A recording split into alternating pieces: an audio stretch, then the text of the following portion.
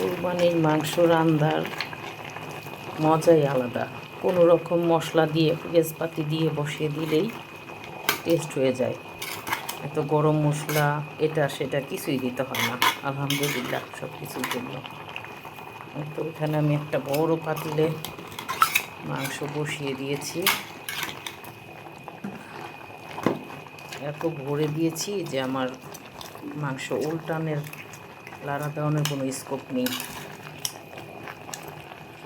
যদি বাজার থেকে কিনে আনতাম তাহলে তো ছোট্ট পাতিলে বসাইতে হতো। কোরবানির মাংস দেখি এত বেশি বেশি করে বসাতে পারছি, আর এটার ইন্টারেস্ট আর কোনো কিছুতে নেই।